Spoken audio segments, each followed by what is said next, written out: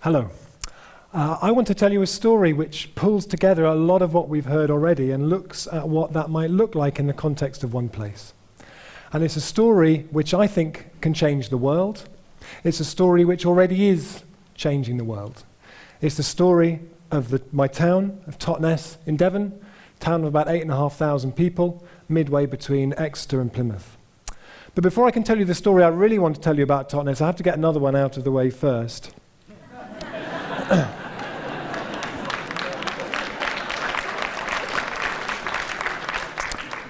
Totnes was once referred to as the capital of New Age chic. That's chic, not sheep. The idea of a capital of New Age sheep is too horrible to imagine. The Western Morning News, the local paper, in an article which I'll be coming back to later, once referred to the average resident of Totnes as a sandal-wearing, crystal-gazing soap carver subsisting entirely on brown rice and organic parsnips. And Matt Harvey, our local poet, says that when you've lived there too long, your body starts to secrete a hormone called totnesterone, where your masculine and feminine come into perfect balance with each other.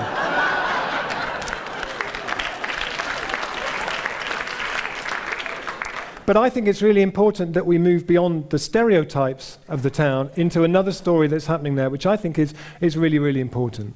Totnes has a much higher than the national average number of families depending on part-time work rather than full-time work, has 50% more families living below £20,000 a year than the national average, very high house prices, and has seen most of its industry, most of its employment shut down over the last 15, 20 years, the bacon factory, the milk factory, the art college, to a point where local businessman and historian Walter King talks about what we're seeing is the long, slow death of Totnes as a living, working town gathering pace.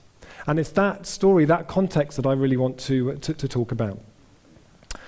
My role in this, I suppose, started in 2005 when a friend and myself started showing some films about peak oil, about the idea that we are reaching the end of the age of cheap energy and all that has made possible. We're entering a time of increasingly volatile energy prices, and that what we need to do with focus, determination, optimism, and a sense of possibility is design the way that we're going to get away from that. Same in terms of addressing climate change. This is the very first talk that I gave in the town, and it's a story that has started to really kind of build from that point, because ultimately there is no cavalry coming to the rescue of places like Totnes, of most places where you live. The current economic situation, these kind of issues around peak oil and climate change, what we really need to do, I would argue, is to harness, engage the collective genius of the people around us and focus on these challenges, seeing them as an enormous opportunity to be more brilliant than we've ever been, to do something which is really, really historic. What I want to do is to show you a very short little animation from the film that we've just released called In Transition 2.0, which hopefully captures rather creatively how transition approaches making change happen on the ground. You can think of the economy of the place that you live as being like a big bucket, and into that bucket go pensions, wages, grants and so on. But at the moment things like supermarkets, paying our electricity bills, internet shopping are all drilling holes into that bucket that means that our accumulated wealth and its potential are just draining away. And everywhere that there's a leak in that bucket is a potential local livelihood, potential local business, or training opportunity for young people.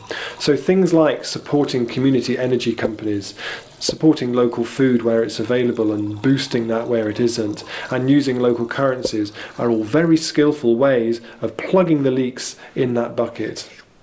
So from quite early on of doing Transition Town Totnes, as it started to be known, we had a big event called the Unleashing, which was our launch event, and then very quickly projects started going. People were excited, they were inspired, they wanted to see things happen where they were. There were projects like the nut tree planting scheme, where we wanted to plant productive trees throughout the town. There are now 250 planted, looked after by people who are close to them. A lot of local businesses pay to have them planted. and we had our first harvests of almonds from a park in town last autumn. The Totnes Pound local currency scheme specifically designed not to fit out through those holes in the bucket, because if you take them anywhere else, they're not worth anything. You can't use local currency, you can't put it in offshore banking accounts. They're not very useful on the Cayman Islands. A local food directory so people can identify and support local food businesses. A co-housing group looking to build affordable co-housing for people as part of a local development. Awareness raising things like open eco-homes, open edible gardens where people can go and visit other people's places where they're already doing that stuff and learn from it. The garden share scheme where people who have a garden that they're too elderly or too busy to use are matched up with people who want to grow food and don't have anywhere to grow it. And that's been going really, really well. In 2009, when this had been going for about 3 years, we did a survey and we found that 75% of people in the town had heard of what we were doing, 62% of people agreed with it, thought it was a good idea, and about 33% of people had had some kind of engagement with it at some point. But stories started to reach us of how it was being picked up in other places. And my favourite was the daughter of a woman who's very active in the local churches, went on holiday to Canada, on a canoeing holiday. She was out in the middle of one of the Great Lakes, canoeing along, middle of nowhere, sees another canoe, thinks, I'll be sociable, I'll paddle over and say hello, paddles over, gets chatting, where are you from? Oh, I'm from Totnes in Devon. Oh, transition town Totnes. And it's amazing how that story has rippled out. But very quickly we needed to put some foundations under this. This was something that was starting to grow very, very quickly, and a lot of interest both within the place and from outside, people coming along and saying, what do you do? What are you doing? How does that work? So Transition Town Totnes was set up as an organisation to offer project support. It's a do-ocracy. The people who make the decisions are the people who are doing stuff. It employs 1.5 posts at the moment and has brought, we reckon, about £1 million into the town over the last 5 years, and has rapidly become one of the sort of pillars locally of local culture, I think. And when we started doing transition, I always imagined it was an environmental thing. Really, more and more I see it as being a cultural thing. How do you change the story of the place where you are? And within that, there's the whole process of, we can start lots of different projects, but what does it look like if we start to see them all together? If we can create a vision, if we can create a story that the people in the place can start to resonate with, it starts to make sense. And we've done 2 things that have been really strategic pieces around design. One of them was the Energy Descent Action Plan, which you can find online, which involved many hundreds of people in trying to tell a vision of what the place could be like if we take peak oil, climate change, our economic situation as a huge opportunity to be brilliant. And then the other one is called the Economic Blueprint that we're doing at the moment, which is actually now the local council's economic blueprint. What's exciting with that is that for the first time that I'm aware of is starting to map the potential of the local economy. What passes through it, and how could we start to cycle that more locally if we can start to plug some of the leaks? So one of the initial findings, for example, is every year the area spends £30 million on food. 20 million of that goes out through just 2 supermarkets. If we could start to shift just 10% of that spend to local food, we've brought £2 million into our local economy. We haven't had to get government grants, and we haven't had to invite big companies in. We've got £2 million in our economy for creating skills, trainings, new livelihoods, new enterprises. That feels like, to me, like a really big, really important idea of our time. And one of the projects we did from a couple of years ago, which I think is really, really interesting, this is us after starting an organisation focused on community responses to peak oil and climate change, is this thing called Transition Streets. Transition Streets is based on the idea that maybe change sticks better if you get together with your neighbours, and it works on a street-by-street level. So you get out on your street, you knock on the doors, you get between 6 and 10 people, households together, and you agree to meet 7 times in each other's houses. You look at water one week, you look at energy another week, you look at food another week. And you make pledges at the end of each session about what you're going to do. And on average, each household that gets involved cuts their carbon by about 1.3 tonnes, saves themselves about £600. 500 households have done this now. That becomes a very significant reduction towards the town's emissions. But when I meet people in the street who've done it, they don't say, oh, it's great, Rob, we did Transition Streets, we saved 1.3 tonnes of carbon, we're feeling really pleased with ourselves, so great, we really feel we're doing our bit. What they say is, it's great, I now know Sandra over the road, Dave over the road, we're doing this thing. I didn't know, he's such an interesting guy. He does this and he knows all of this and he's showing me how to do that. And all that social side of it is what comes to the fore. When we asked people in a report at the end that pulled together all the learnings from it, why did you get involved in transition streets? The key answer was because I wanted to know my neighbours better. And when we asked them what were the key benefits you feel that you got out of being involved in that, and we turned it into one of those clever word cloud things, community, neighbours, getting to know. Climate change doesn't even register. Peak, tiny little word, bottom right-hand corner. Left-hand corner, I can't, whichever way around, yeah. Which for me is really, really fascinating.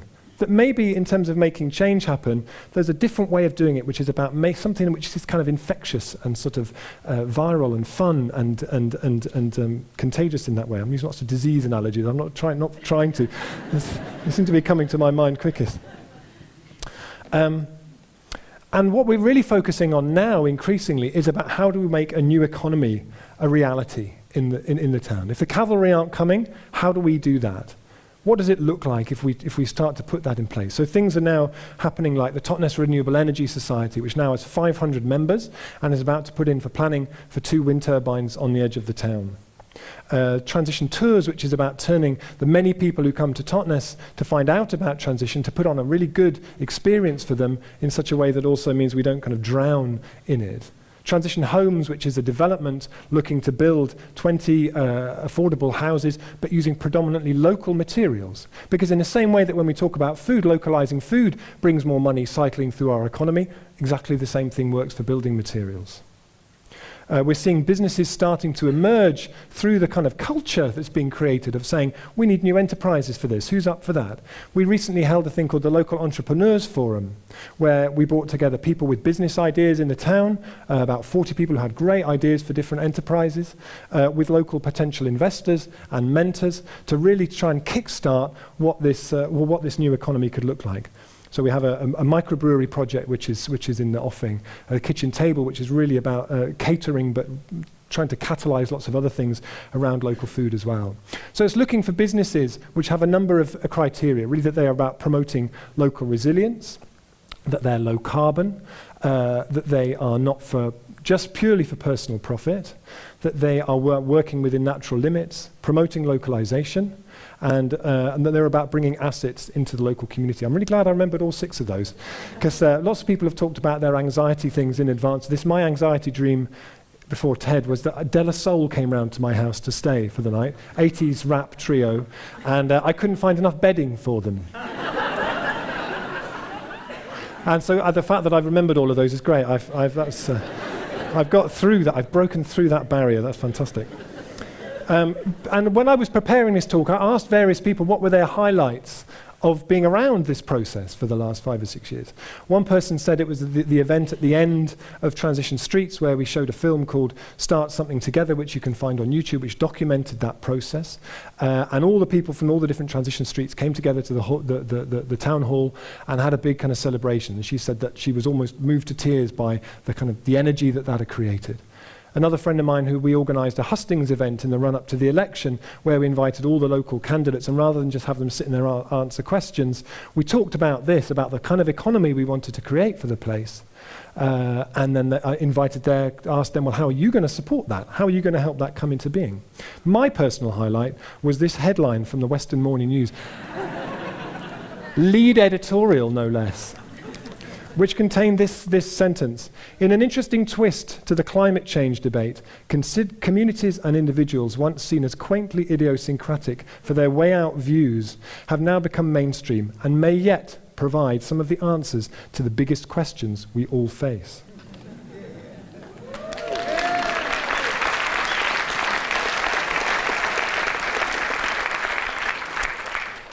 One day, a German guy came about 2 years ago into the office at Transition Town Totnes. He said, I have come all the way from Germany to see the famous Transition Town Totnes, and you still have cars!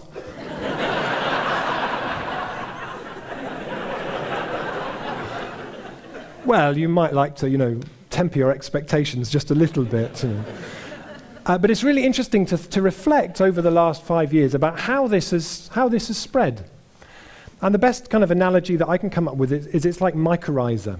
So mycorrhizae are incredibly fine fungus that is actually one of the main things that gives forests their resilience, gives soils their resilience. If I had an inch cube of mycorrhiza-rich soil here, it would contain 10 miles of mycorrhizae. And what it does is it's like a neural network between all the different parts of it that enable it to spread excess nutrients around, communicate risk, communicate disease or threats to it and so on. It's an extraordinary thing. And in a sense, transition is a bit like inoculating a community with something like that it runs. And so our German friend who came, he was looking for all the fruits, but a lot of what it does is it runs under the surface. It fruits where you expect, but it also fruits where you don't expect.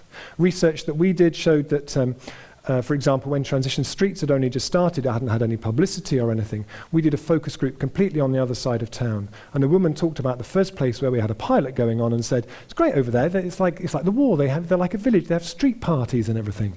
That actually that sense had started to percolate through. One local councillor I talked to said, the best thing Transition Town Totnes has done is bring people together. And so that, but of course, if it had just been something that had happened in Totnes, that wouldn't really have been that much use. But actually what's happened is something that has germinated there, has spread and spread and spread. There are now transition initiatives in 34 countries, thousands of initiatives, places taking all of this in their own context, whether it be Brazil or Barcelona, Bologna or Brixton, and using it to create all kinds of their own banks, their own energy companies, their own food systems and so on. It's an exhilarating thing to see and observe the spread of. And it's a story which is able to bring 300 people in the town out about 2 weeks ago, down onto the former derelict industrial site in the town for a big photograph to launch a campaign about bringing this site, which used to employ 163 people, back into community ownership to develop it as a catalyst for a transition economy for the town, what we call the Atmos Project. It's a story which is really about a community communities seeing community resilience as where their economic future lies. And Jay Tompt, who works with us, wrote a beautiful blog about it, which contained this sentence I wanted to read to you. There is plenty to keep us and our children busy for a long time to come. The important thing is that we've begun. We know that we're the ones we've been waiting for, so we're just doing it. We don't need the cavalry, we're already here. And